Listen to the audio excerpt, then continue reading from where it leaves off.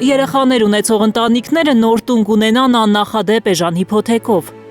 Աշտարակում հայրենակիցներին վստահեցնում է Ուժեղ Հայաստան դաշինքը։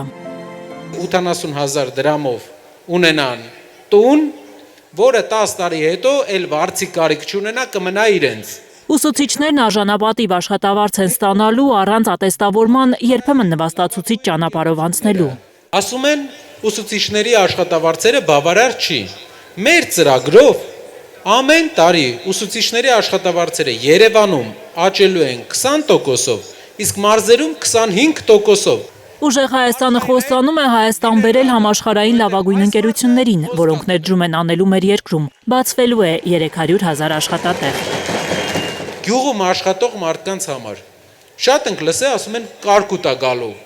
կարկուտ եկավ։ Աշտարակում կան գյուղեր, որտեղ կարկտականները չեն աշխատում։ Ժողովուրդ ջան, կարկուտի դեմ պաշտպանվելու համար մարդկությունը 100 տարի առաջ արդեն հնարել է էժան լուծումներ։ Հայաստանը եզակի երկիր է, որտեղ գյուղացու ուսերին է մնում նաև բերքը մթերելու բեռը։ Ուժեղ երկրում գյուղացին պետք է մտածի միայն լավ բերք աճեցնելու մասին։ Մթերումը հիմա Հայաստանի վարչապետը չի կարողանում հարցը լուծի Վրաստանում, որ արտանի, չի կարողանում հարցը լուծի ավելի հյուսիս։ Այս մարդը հեշտ երկու երկրի հետ էլ պայմանավորվելու է։ Կասկածող կարծում եմ անգամ փոքրիկ խմբակում չկա դրա մասին։ Ուժեղ Հայաստանը հորդորում է հայրենակիցներին չբոյկոտել ընտրությունները, չհրաժարվել բարեկեցիկ ապահով ապագայից, չվախենալ փոփոխություններից։ Ես գիտեմ, որ ստեղ լինելը ինչ ուժեղ բան է։ Մեկի մաման դպրոցում աշխատում, մի մարդու քույրն է միտեղ աշխատում պետական կառույցում։ Եվ դա հաշվի առնելով դուք եկել եք, որովհետև դուք չեք ուզում հարմարվեք։ Չհարմարվողներ ջան, եթե հիմա ասեին, դե լավ, ոչինչ, մի քիչ գորգորում է մարդկանց վրա, մի քիչ հողատալի յոլա գնանք, զատո այն օրը ասֆալտ էր անում։ Եթե տենց ասեինք, այսօրը չէր հասնի մեր երկիրը, 2000 տարվա մեջ ոտի տակ գնացել էր։ Չեք հարմարվել, ձեր նախնիները չեն հարմարվել, փոխել են, ես ձեզանից շնորհակալ եմ, Հայաստանը ձեզանից շնորհակալ է։ Նարեկ Կարապետյանը Թալինում հորդորում է հայրենակիցներին փոփոխությունների հետևից չընկնել, երբ խոսքը մեր սրբությունների, արժեքների, հավատամքի մասին է։ Մի բան այսօր Թաթուլ գյուղում ինձ պատմեցին։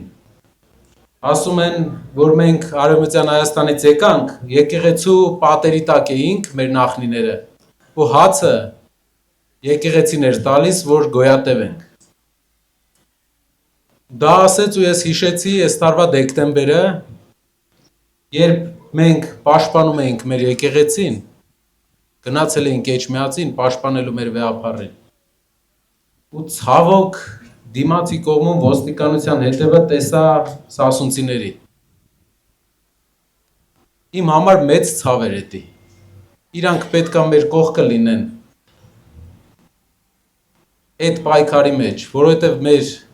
ընդհանուր այս ճանապարհը ու գաղափարը նույնն է։ Տարիներով անջուր Թալինում ջուր լինելու է, խոստանում է Ուժեղ Հայաստանը։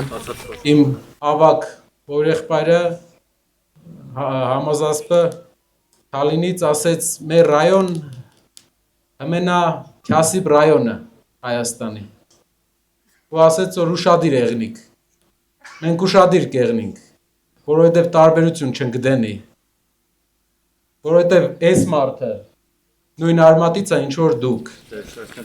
Աղքատությունը գլխում հաղթահարելով հարցը չի լուծվում։ Պետությունը պետք է քյասիբության ճիրաններից ազատի իր քաղաքացիներին։ Համոզված է Ուժեղ Հայաստան դաշինքի առաջին համար Նարեկ Կարապետյանը։ Նրա համոզմամբ տնտեսական աննախադեպ փոփոխությունները հնարավոր են։ Գանա Մովսիսյան, Էլեն Յահինյան, Հայլուր։